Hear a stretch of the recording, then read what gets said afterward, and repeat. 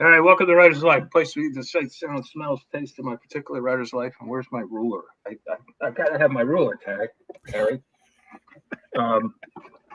Wait, hang on 1 second also. All right, where you get the truth, my truth, and, well, whatever. And you also get best-selling, multi-award-winning author, Terrance Mccauley, author of the brand new, well, it's on, when's the... It just came out last week. Oh, it just came out last week. The Twilight Town, Right. a Dallas 1963 novel, which should give you some indication, a big of an indication of what it's about. And I'm a huge JFK conspiracy assassination fan. You know, I don't think I can go a month without watching the Zapruder film. Right, the Zapruder film, or one of the many documentaries that are all over YouTube. I'm old enough to remember when I think I stayed up for it because I think it was like he was on late night. But when they showed the Zapruder Geraldo Rivera. Yeah, Grodin. I keep calling him. I don't think his name is Charles Grodin, but I think his last name is Grodin. He's a famous researcher, and right. I think it was 1973 when he was on late night with Geraldo Rivera. Right, and they showed the Zapruder film for the very first time, and radio audiences in New York will appreciate this. The person who was the MC for that show, the Ed McMahon, if you will, was Don Imus, from what I understand. Was it really? Yeah. Oh, wow. Yeah. I had no idea. Because they asked Imus when he had his morning show, what was it like being on that episode? And he said, I was coked up out of my mind. I don't even remember being there. So, anyway, he was at least honest about it.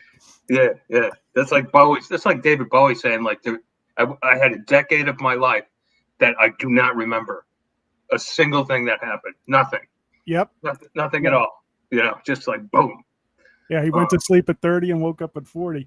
You know, but yeah, so I mean, yeah, that's right. That was Geraldo Rivera was the first person to air it, and for years there were stills of the video that were printed in newspapers, right? And Time Life magazine owned it, but no one ever thought they would see it. And if you see footage from the days following the assassination, I'm talking about the assassination happened on Friday, we're talking about Saturday or Sunday morning, you'll see Dan Rather, who was shown the footage and describes what he saw. It's completely different from what we saw on Geraldo's show. So for all those years, people were saying a certain thing happened, that there was no question that the bullet came from behind. And then we all see the Zapruder film and all of our perceptions change. Yeah. I remember when I went to high school, we had this chapel, and we had 3 members come in who were working on the committee that convened, I think, in 75 or 76. Yeah, the Assassination Review Board. Yeah. Right. And these guys were young men at the time. I remember they had like black beards, and and they had a copy of the Zapruder film, and it was up on the big screen, and it was like, holy crap. And because they were like, there's more than one gunman here, and they were just like pointing out how like it was impossible for JFK to have fallen the way he did if he was shot from behind or whatever, and all this sort of stuff. And yeah, I was like, oh, I am so hooked. Oh my God. Oh yeah. My God. Yeah. What I'm curious about is, you got Tippett in there, you got like all these guys in there. Like, so I assume you had to like research all this stuff. And yeah. I mean, how many hours did you put in, buddy? I can't tell you. It was probably about a year solid every day of me doing something, either reading something and watching a documentary, or, I was doing it while I was working on other things. So this was kind of my break from doing work for my ghostwriting work. And I got a chance to see an awful lot of different points of view that weren't necessarily the mainstream ones. People have gone nuts and will continue to go nuts figuring out what happened in Dealey Plaza, who was where the shots came from, echo technology, angles, that kind of stuff. We're never going to be able to see, because I don't think that proof exists anymore. It did at one time, and they did a good job of covering it up. They didn't release Kennedy's brain. They haven't really released the autopsy photos that they haven't released what they said they were going to release. Yeah, and they probably don't exist anymore because probably doesn't exist. Yeah, there's probably been so many things taken out of that file. People got caught taking things out of the file of the archives several times. Not only for this but for other things. So I mean, it's not out of the realm of possibility that people have just gone in there and taken stuff. But the more I dug into it, the more I wasn't really concerned about Dealey Plaza itself and the events that happened there. The Zapruder film, as shocking as it is, doesn't tell the whole story. For me, it was, as I did research, I saw the secondary characters in this tale, the people who weren't on the Zapruder film or weren't necessarily on the grassy knoll or the Daltex building or the school book depository. I'm talking about the people in the orbit of those like Oswald, who probably was involved, but I don't think he pulled the trigger that day. The people who his family stayed with, the people who welcomed Oswald to Dallas when he first got to town. All of these people were intelligence people. They all had background in intelligence, and they denied it. But then researchers have subsequently proven it over the last 5 years before the documents were released. They came up with pay stubs and people who mentioned them in intelligence roles. Oswald's supervisor at the school book depository had an intelligence background. The people who investigated the shooting in the aftermath of Tippett's shooting, a lot of them went into the CIA during the Vietnam War.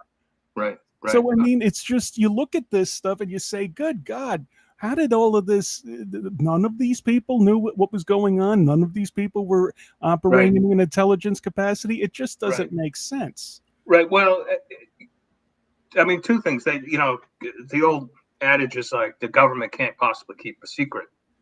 Well, I think this certainly proves that they did, and the recent assassination attempt on Trump proves they could probably keep a secret. I mean, we know nothing about that assassination, and there's like parallels, like government intervention and some 3-letter alphabet or three alphabet organization names that are probably involved, and when it comes to Tippett, I've even heard theories that like Tippett looked enough like JFK where like they exchanged his bodies for JFK's body in the casket, which I have no idea. But. Yeah, I've heard that too. And for me, with all the research that I did, I really don't think it was a bunch of 3-letter government agencies and men in smoky rooms plotting to kill the president. I don't know. Even if you look at it from a military and a law enforcement standpoint, I don't think they could have predicted how the country would have reacted. So, there very well could have been a revolution. Cities could have burned. I mean, so for me, if it was going to happen, if they were going to do something like that, they also had a lot of other ways of doing it that would have been foolproof. Fiddling with the plane, the car blowing. I mean, there were a bunch of other opportunities. Now, for me, in my research, I feel it was probably about 10 people who were involved in it. I don't think I think only probably 2 or 3 knew the entire operation. Google a guy named Joseph Milteer, Milteer. He's on tape before it happened, describing how it would happen. He was recorded by an informant in a Miami apartment. I've heard that one. Yes. Yeah. And he said how it was going to play out, and it played out exactly that way. It almost played out that way in Chicago. I wrote a book about that called Chicago 63. It was a novella, and it happened like that almost in Miami. So it happened, and we know it certainly happened like that in some form in Dallas. I think the shots came from the Daltex building, which is across the street and next door to the school book depository. And I think there was probably a shot from the grassy knoll. But that was, but when you look at all of these people that were involved, you just get to say these people didn't bump into each other by accident. There had to have been some intent here. Right. And to me, and back to the Zapruder film, it's so dramatic and it's so cinematic, as disturbing as it is. Somebody was sending a message. you know, because like you said, there's a lot of ways you can assassinate Yeah. somebody and, you know, make it look like a heart attack. Yeah. You know, Yeah, or you know, you fuck with the plane. I mean, it's you know let gravity do the work, and it doesn't even take a big bomb. Yeah. Oh well, the pilot will die or whatever. So what? You know, yeah, we don't care. Yeah. If it was the military, you know, that's why I'm saying I think it was people who were dedicated to this, because I think it was the mob who had the means to do it. It wasn't just somebody off the street. They were also ran a lot of the camps that trained exiled Cubans to go back for a second Bay of Pigs invasion. Those camps were on mob property. The mob supplied the guns for the camps in this country. The CIA supplied them in Mexico and in Guatemala and other places where they had other camps. You know, they wanted Cuba back. They wanted their casinos back. They wanted their money laundering back, and they wanted their heroin back. And so that's why there, and also with Kennedy's brother breathing down their neck and putting them away, it was a perfect storm of resources. So I think that's what it was. I think it was very close-mouthed people. I do think the cover-up happened afterwards, when people in the government realized some of these guys worked for us with Bay of Pigs, that they did help us run guns. They were part of the CIA in various instances, like Johnny Roselli, I think is his name. You know, when you have these people involved, I wouldn't blame them for saying we don't want anything to tie us to them. And so that's where a lot, I think, of the cover-up happened, where files were expunged, records were thrown away, because no one wanted to go to jail. And I think these people had you know, in working with the government, they learned how to do this stuff and do it well, and they used it for poor purposes, for evil purposes. Because right when Bobby Kennedy found out that his brother had been killed in the manner he had been killed, he recognized the method, because that was a way that they were planning on killing Fidel Castro. And that's why he asked the CIA, "Did you kill my brother?" Because he recognized the way the plot was portrayed in the media. And I think that was the slap in the face from certain people to say, we used your own plan against you. Right. The plan for triangulation. Yeah.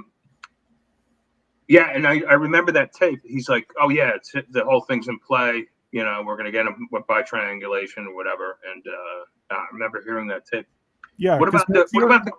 No, go ahead.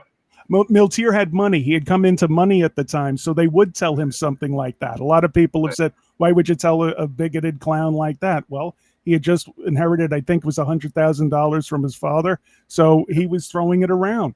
And he said, you know, of course you're going to tell him a little bit, but you're not going to tell him everything. And I think that's why he was prescient about it, because the few people who knew something told him to help him finance it.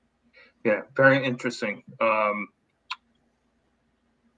One thing that's always, well, for a couple of things, I got a lot of things, but I mean, I don't believe Lee Harvey Oswald took a shot either. I mean, that gun was pristine. The fake bullet, or not the fake bullet, but you know, I have rifles. You know, that the bullet that they found, the magic bullet that they found on the cot. You know, I mean that was a pristine bullet. Why would he shoot Tippit though? Because he's panicked. Right. He knows he's the patsy. That's what they said. And I don't think he did. I don't, you know, there's no proof that he was there at the time. The jacket that they found, and I go into this in the second book, which I still haven't titled yet, but I do go into it there, where the jacket that they found near the Tippit murder scene didn't belong to him. It didn't belong to Oswald. There was a tag in it from a cleaner or a manufacturer in Beverly Hills. And he had never been to Beverly Hills. I mean, you know, he was in the Marines, he was in Japan, then he defected to Russia, then he came back, and he was in Dallas and in New Orleans. Some say he was in Mexico. I personally I haven't seen any proof of that, but whatever. That's a story for another day. But that jacket, they've never been able to tie to him. And his other jacket was found at the school book depository. So this is a poor guy. Why would he have two jackets and one of them being very nice? And there's also the idea of the two wallets. They found one wallet in that jacket I just mentioned. I don't know. Yeah, they found the wallet in the jacket that I just mentioned, and they have it on tape from a local news reporter. Videos Donald Westbrook, captain of personnel, who has an interesting background, opening up the wallet, and that's where they get the name Oswald or Alec Heidel from first. Then, when they're taking Oswald into custody after they arrested him at the theater, he has another wallet on him. And that's how they identify him in the car. And there are cops in the car who said he wouldn't confirm which name was his. Okay. Now, if you look at that, at the evidence, there's only one wallet in evidence, but there's proof that there were two.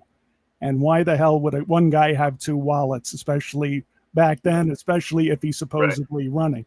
And there's also if you look at Tippit itself, there's a great book called Into the Nightmare written by a guy named Joseph McBride. Fantastic book. He goes into great detail about the Tippit shooting. And you get the chance to see that Tippit was taken away and pronounced dead at about 1:12 p.m. There's no way Oswald could have been home where his landlady said, and walk all the way down there to that spot and shoot Tippit. I mean, it's just, and also the witnesses don't match up. There were a couple that said that they did, that it was Oswald, but there were a lot of other people who described someone completely different. So there's a lot of it that just doesn't add up about that day. And then you listen to Chief Jesse Curry, who throughout his life, even after Oswald was assassinated, he said, we've never been able to prove that he had a gun in his hand that day. Right. And that's about Tippit, and that's about Kennedy too. What was Tippit shot with? I mean, I know it was a handgun, but there was a 38. Small gauge? 38. 38. They found the 38 on Oswald. At the time, they said that it was it had to be an automatic, a 38 automatic, because the shells were rejected. Okay. Then there were witnesses that said the shooter ran away, dumped out the cylinder, dropped the bullets, and then reloaded. But none of the bullets matched. They were all different types of 38, and they didn't really fit the gun well. There were problems with the firing pin. And there were also people who said that the weapon, the slugs they pulled out of Tippit didn't match the shells that were found there. And Tippit was hit how many times? He was hit 3 times in the chest, once in the head while he was on the ground. So it was 4 times. He got the coup de grace. He got the coup de grace on the top of the head, yeah. Okay. And so that's why the wounds also on paper matched up with Kennedy. So that's where a lot of people have said maybe he was the second body they brought to Bethesda. Right. I don't know about that. There were, again, you want to talk about conspiracy theories about the 3 coffins at Bethesda?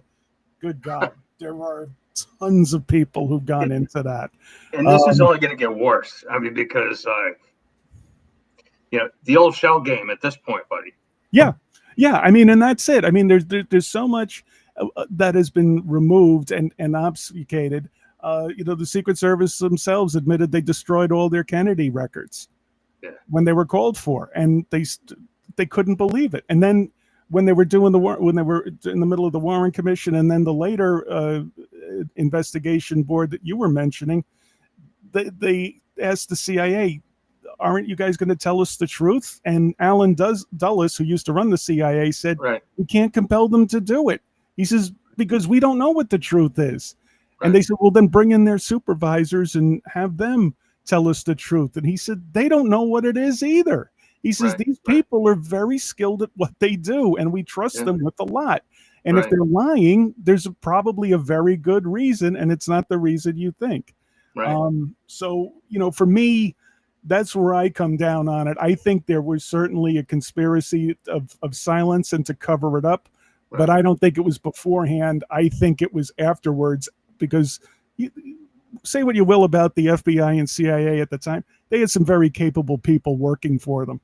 And it didn't take them too long before they started peeling away this onion to say, Jesus, this looks bad for us. Yeah, it does look bad for us. of course, Dulles and JFK butted heads, and JFK said he was going to dismantle the FBI, tear it into The a CIA, million pieces, or the CIA rather, tear it into a million pieces. Yep, he fired him, and he fired also the mayor of Dallas's brother, who was also responsible for the Bay of Pigs. And that's the other thing to keep in mind too. When this was happening, JFK had lost complete faith in the CIA, and so had, to some degree, Eisenhower. His farewell address is infamous about talking about the military-industrial complex. Right. People Famous don't speech, yeah. right his farewell speech. What people don't go back far enough. If you go a couple of paragraphs before that famous one, he also talks about the research and educational industrial complex, Right. where he says public knowledge shouldn't become proprietary and it should benefit the people who paid for it. They always cut that part out, but that was also another justifiable fear of his that came to pass. That's so fascinating. yeah, it is. Yeah, it was a deep speech, and you could tell he was on his way out, and he just said, "I'm going to light the bonfires, and hopefully someone will lead the way." But Kennedy was trying to create a new type of CIA, a smaller, more covert CIA, and that's why a lot of this double action, if you will, was happening at the time. You know, I mentioned earlier. They had their own plan to kill Castro. Well, of course, the CIA had some plans, and they had tried and failed. But the Kennedys were trying to do something else so that it was going to be independent of the CIA and they could trust it. So what you saw was a couple of people who were intelligent, but when it comes to that kind of play, of intelligence work, and especially when you're trying to kill somebody, you need people who know what they're doing. And I think that by dabbling in that, they probably didn't do themselves any favors. Yeah, and they had some pretty pretty James Bondish plans for killing Castro. Everything from like poisoning, the tips of pens to poisoning his food. He probably had a food taster, I would imagine. He did, yeah. And I think they wanted to poison his cigar. I mean, an exploding cigar. And I've heard the exploding cigar theory, yes. Yeah, he was a big fan of James Bond, and the books actually were a lot tamer than the movies, but, it was, I get it. And so once you look at this whole era under that microscope, a lot of people think it was Camelot. It was a charmed administration and nothing bad ever touched it. And that wasn't the truth. Wasn't the truth. There was so much going on. You had the Bay of Pigs invasion that failed, which wasn't all his fault. He inherited that from Eisenhower. But you also had the Cuban Missile Crisis. You had people in his own government thinking that he was weak on communism. You had people in this country who were angry about him trying to end segregation and jailing people who were pro-segregation in the South. Right. People now do not have a clue of how revolutionary was that was at the time. And how, like, people were like, what? I mean, you and I'm a little older than you, but like, I grew up in the 70s and the 80s, but I was alive in the 60s. I was maybe 5 in 69 or whatever. Like, so I don't remember it, but so like when I grew up in the 70s, like to me, I was like, oh, really? There was there was a civil rights thing. Like, to me, we all just sort of get along now, like, and it's great. And then it wasn't until the 2000s again that like we started having issues again, and like things were normalized, and it to a degree, nothing's perfect, but yeah, it was like they said Clinton's presidency was the Seinfeld presidency. Nothing happened. And, there's always something that happens. But, there was definitely a lull after Reagan and through the Clintons where there were things happening, but it was quieter. But in history, we look back on an era like the Kennedys and we think everything was refined and he got his way and he was wildly popular and his assassination just popped out of the blue from nowhere. And that isn't the case. Right. And also his administration, Camelot, it had the patina of perfection to it. Well, it wasn't. And a lot of people forget that LBJ, his vice president, was under investigation for corruption at the time. He was wrapped up in the Bobby Baker affair, which was threatening to not only pull down the government, but LBJ was involved, and he was about to get arrested much less kicked off the ticket, he would have been in jail, they thought, in about a month. So they didn't think he would be, they thought he would be in prison by the time the convention came around. Right. So I know they hated each other, right? They hated each other for, yeah. And I mean, because Kennedy wasn't a fool, but he wasn't the retail politician LBJ was. So there was that given, LBJ was more of a rough and tumble politician. JFK had the benefit of a family fortune and good looks and charm. LBJ had it too, but in his own way. But with him, a lot of people say, well, he was involved in the assassination. Some will say, no, he wasn't, because look at what he did for civil rights. He was too good for that. Well, for me, I don't think of it that way. I think of it as the guy was in trouble. He would have sold anybody out. If he had this information, he would have. So I don't think he wasn't capable of it. I just think if you were looking to pull something like that off, you're not going to bring in a guy who's desperate and could rat out the whole thing to save his own skin. And a footnote, after he became president, that whole Bobby Baker investigation completely went away. Disappeared. I had heard that he actually shot somebody. There was somebody who said he had. There were ties to him and a guy named Mac Wallace who went to jail for killing somebody.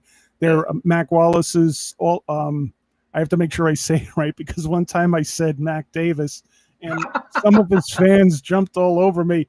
How dare you smite Mac Davis? He was a talented man. Like, Mac Davis. Anyway. You boomer Mccauley. How dare I besmirch the good name of Mac Davis?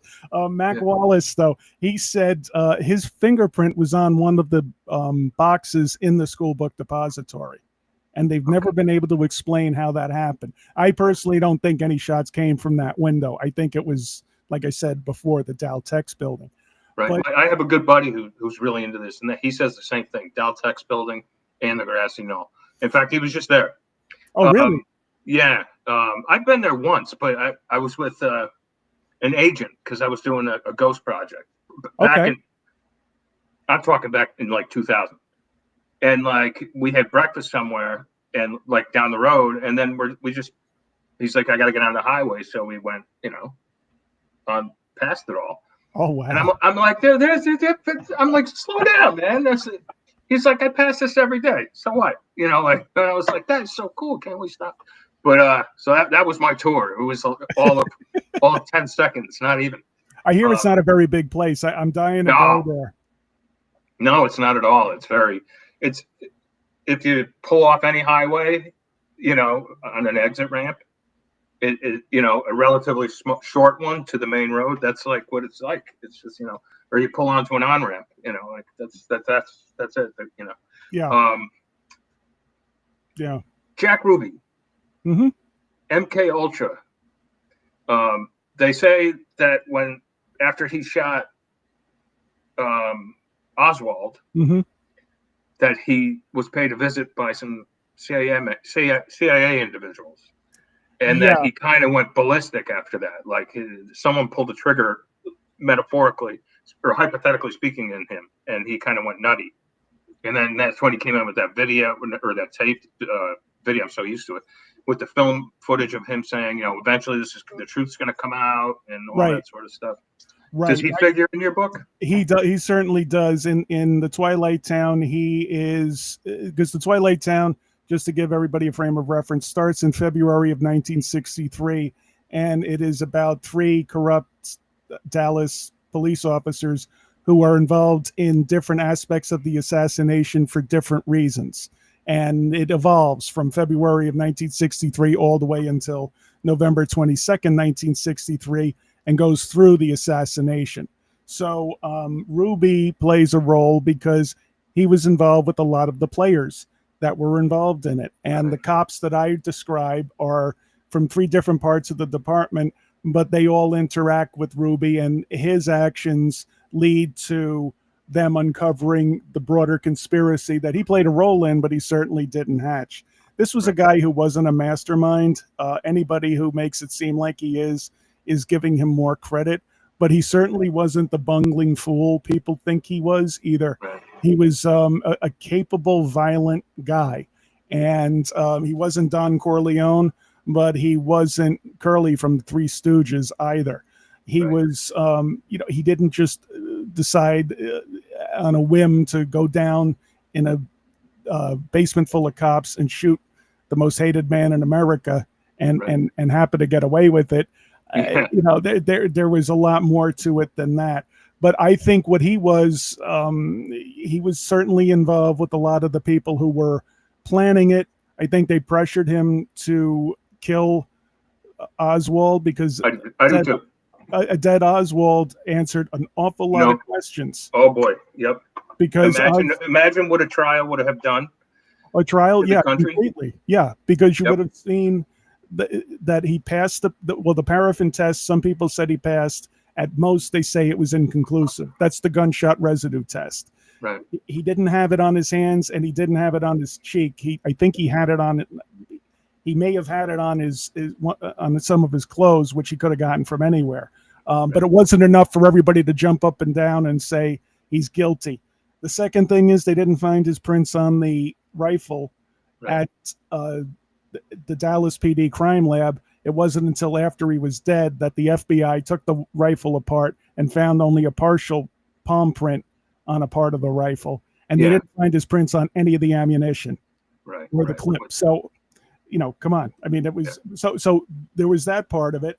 And then there was also the chain of evidence that people don't realize. The chain of evidence was sloppy, and they couldn't account for where the bullets and the gun that they took off Oswald that supposedly killed Tippit got into evidence with the Dallas PD and the FBI. So that was broken. So that wouldn't have been admissible. So you see all of this stuff. And also, they didn't take any notes of Oswald's interrogation. And you got to wonder, why didn't they do that? Why didn't they do that? They didn't have a stenographer. They didn't have. Well, they claimed they didn't have the budget for a tape recorder, so they couldn't. They couldn't do that. And I'm thinking, this is the municipal building in Dallas. There's a stenographer someplace. Right. There's somebody who knows that. If there's lawyers who could take notes. I mean, you didn't do any of that. No, they all, when the Warren Commission was convened, Captain Fritz and the other detectives, they all recounted Oswald's testimony from memory. They didn't think to take any of it down. Yeah. So when you see Ruby come out of nowhere and push his way through and kill Oswald like that, it's just too convenient for... Way too convenient. And it solved an awful lot of problems. And Ruby had his problems. He probably had BD before he got he contracted cancer. Some people said he was injected with cancer. The guy I've heard that one. The guy who treated him was interesting. A guy named Holly West. He was a doctor. Jolly West. He was interesting because he later went on and performed medicine at a clinic in San Francisco where a gentleman by the name of Charlie Manson also used to go for his to bring his Manson girls to the clinic to be taken care of. So, you get, it's just interesting how all of these people, and Jolly West was also involved in various CIA events. More of a connection with the MK Ultra thing, because they say Manson was part of that program. Maybe Oswald was part of the program. Maybe, who knows? I mean, it was a vast program. It was a nefarious program. Maybe. Yeah, it was a nefarious program, no doubt about it. It was. And it's, you know what? I mean, the beautiful thing about the internet is you can Google all this stuff for yourself. And is it slam dunk that all these people conspired and pulled everything off from the JFK assassination to Watergate and everything in between? No. Right. But you know what? The links between them certainly do require scrutiny. Let's put it that way. Yeah. I mean, that's why I mentioned the whole Trump attempted assassination. Well, they hit him in the ear, and they did end up killing a civilian. But I mean, they blew this kid's brains out. They took care of him. Good, no trial, and they cleaned out his apartment. No trace. And they're like, "There's nothing on his laptop. There's nothing on his phone. We're all good here." No, to this day, I think they still haven't been able to get into his phone. I mean, they can. My phone is probably completely tapped by the government. Everything, and they can't get into this kid's phone. Yeah. And then even as recently as a couple of days ago, Trump says, yeah, there's nothing really to see there either. He was just a nutcase or whatever. And like, he's got to know something, but who knows who's running the country, and, as far as, of course, the mob back in 63 had such a large hand in running things, especially in politics. And I think Johnny Roselli's and the Chicago mob was pretty pissed off that they had put JFK over the top. It was that close, right? Yeah. Between he and Nixon, they put him over the top, and they're like, okay, you kind of owe us now, right? Right. Joe Senior, Kennedy, and boom, what does Jack and Bobby do in between banging Marilyn Monroe? Yeah, they hunted them down, and that's not, these are guys who they understand they have to take a little bit of heat, but to go after them like they did, these are not people who understand nuance. Right. I think it was so reckless of them to do that, because they had, listen, Bobby and John Kennedy were smart guys, but like they must have believed that they were just like, he can't touch us. They figured they can't possibly touch us. Yeah, they were smart guys, but they were also very arrogant guys. And you had somebody like Hoover who had been dealing with them since the 20s and the 30s. And if you look at a guy like Hoover's background, you'll see that he consistently throughout his life wasn't worried about organized crime. He figured that the local municipalities and the local cities were going to be able to take care of them and keep them in check for the most part. What he was worried about was communism. And that's because he saw a lot of communist threats and terrorist attacks happen throughout his youth. And he saw that there was almost a revolution before and after World War I. And he was very worried about that. So the mob, I think he used them as, I don't want to say useful idiots, but he figured he could keep them in a cage and use them to fight off communism in this country. And that's how he pretty much ran the FBI throughout his entire career. Right. And after Bobby came in and started leaning on the mob, I don't think he was too happy about that, but he went along with it as far as it went. But then Bobby becoming Attorney General, that was a surprise, right? It wasn't supposed to be that way, but I think they pulled that one out of his hat. Jack pulled it out of his hat. Yeah, because he didn't trust Washington, and he wanted to make sure that his most trusted advisor had his back. And there's something to be said about that. I mean, he was seen as a kid. I mean, he was 40, and they thought he was a kid, and he was going to be easy to push over, and he wasn't. But, there was also a certain amount of arrogance there because they surrounded themselves with people who only agreed with them. Right. Listen, folks, this is a time, 1963 was a time when all the World War II generals were still there. And they saw the nuclear bomb, the atom bomb, the hydrogen bomb as a viable weapon against any situation. And they still believed up through the 60s that a nuclear war could be winnable. Mm-hmm. And they had many contingencies and many plans to do so. Mm-hmm. And you get these guys whispering into if you're president, you're a young president who also survived World War II, whispering in your ear, like, we should nuke so-and-so. We could nuke Vietnam, or we could nuke China. We could nuke Russia, and this is the plan for how we'll survive it. We're going to lose a certain population, but so what? We'll get through it. And what the scary part is, we've come close to coming back to that attitude again. In more recent years. Right. But that was the attitude at the time. That was definitely the atmosphere at the time. And they figured, this was also a time when you had Berlin, a great city now, but was split in two. There were people who were in the military who said, let the Russians invade Berlin.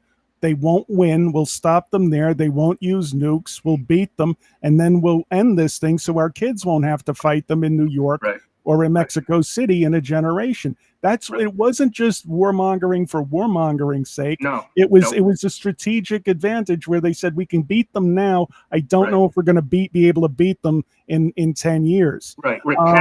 Patton begged Eisenhower. As soon as the war was won, he's like, look it, let's make peace with the Germans. Let's join with them. Right. And let's surround the Russians now while they are vulnerable, and just put that one to bed right away. Or else we are going to have a problem. We are going to have a big problem. And they were like, no. People, as it is, we have Japan still to deal with. Well, that was the other thing, too. Yeah, people wanted the war in Europe to be over. And, I don't know if the Germans would have been as cooperative as Patton thought they would have. They were pretty crafty. Come on. We gave them Poland. Right. For a while, anyway, But Patton, the Russians took Poland, so like. Right. Yeah. Then they didn't leave, but they didn't give it back. But yeah, I always thought that was an interesting tactic, and I didn't think it would have worked, but I understood what he saw the Russian threat for what it was. And you had people in Kennedy's administration who thought we could actually work with them, that communism wasn't that bad, that we could cajole them along with the enticement of space technology and through sharing insight. But that was a little idealistic too, because with communism, they don't want to get along. They want to dominate. That's what their philosophy is. Right. Anything that isn't them is bad. Anything that is religious is bad too. It's not like Islam gets off on this either. It's anybody who doesn't believe in the supremacy of the state is evil and has to be removed. That's the way they think. And so that's the kind of mindset that we were we had at that time. And when you look at it through that lens, it doesn't make it justifiable, but it certainly makes it understandable about why things were the way they were back then. Right. And so you have in 89, you have the tearing down of the Berlin Wall. You have the Soviet Union dismantling, going to hell. Mm-hmm. No more allegiance to the state. They go back to being Orthodox Christians. Right.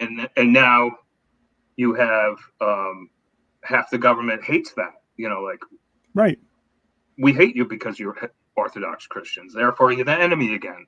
And, right. It's amazing how these things happen. But and you got Putin who wants to have the best of both worlds, where he wants to say they're a Christian nation, but he also wants to get the old band back together again. And you can't have it both ways. Yeah, he knows that's never going to happen, I think. But boy, have they exposed themselves for not having a particularly strong army. No. They keep saying it's a war of attrition, but at this point, yeah, but who's attrition? It's the Ukrainians that are going to be able to outlast them at this point. And, that weakens them with China. That's it, because China's always going to be looking to encroach on property and land and resources, and they haven't given that up yet. So, we want to beat Russia, but we have to be careful with what we ask for, because if they're too weak, that's going to just don't help someone who's actively trying to end our way of life. Right. Well, on that note, fascinating subject. I hardly ever go beyond a half an hour, but I could talk to you for another 2 hours. Now, is Twilight going to be a series? Yeah, it's the first of a trilogy that I have planned right now. The first book takes place, as I said earlier, it's called The Twilight Town. It takes place from February of 1963, and it goes all the way to November of 1963 through the assassination event. Then the second book, which I believe is going to be called Tears on the River, a Dallas 63 novel, is going to take place over the 3 days right after Oswald is arrested in the Texas theater until he's killed by Jack Ruby. And it'll be about the efforts of the police officer, the Dallas detective who was his handler, trying to save his life, and all the people that are trying to frame Oswald. And then the third book is going to be about that same Dallas detective. His name is Dan Wilson. He's fictional. And it's about how he gets revenge for his ex-partner, J.D. Tippett, and for Oswald. Oh, and Level Best is going to publish all three of them? Yeah, at this point, yeah. Okay. So Netflix, are you listening? Because I would be glued to this. I'm going to buy all 3 books, but I'm going to be glued to. I would be glued to the show for sure, because it's got. I think you get a real. Well, everything you do is a winner. But thank you, pal. Thank you. Lips to God's ear. Check out Tom's website, which will be right there. He also writes some amazing westerns, and so. Did I say Tom? I'm thinking of Tom. I'm thinking of Tom Avidable, who also wrote a Kennedy book. Okay. Who I've had on the program. I'm sorry, Terrance. That's all right. But check out Terry's website. It'll be right there, and pick up the westerns too. Those are a lot of fun. And are you doing any western short stories or anything like that in between? Just because I know you. That's where your heart is. Right. Yeah. I've written westerns. I've written thrillers that are techno thrillers set in the modern day. I've written stuff that's set in 1930s New York. So right now my heart is with 1963 Dallas. Yeah. And then after that, we'll see what happens. But I'd like to give my Prohibition era world another visit. That's one awesome. Thing that's an inside Easter egg. I know we have to go, but there is one family that is linked throughout all of my books that have my name on the cover. And I'm not going to give away who it is. And it's not like a Game of Thrones deal, but it's an Easter egg for everybody who's read my stuff. They'll say, oh, that family keeps popping up. Okay, interesting. That's awesome. That's it. I love that. I love that. All right, everybody. Thanks for tuning in. By the way, the Chase Baker and the Nazi Time Machine, for all you Pulp Fiction fans, the Kickstarter has just started. We've gotten off to a decent start. So a lot of limited edition stuff there, limited edition signed hardcover. Please check it out. There'll be a link below also. So for now, it'll be Puppet Show, Spinal Tap, Terrance Mccauley, and my Kickstarter, all in that order. Sounds like a good order to me. Yeah. Thanks for coming on, T, man. It's great seeing you again. Great seeing you. All right, everybody. Everybody else, ciao, ciao.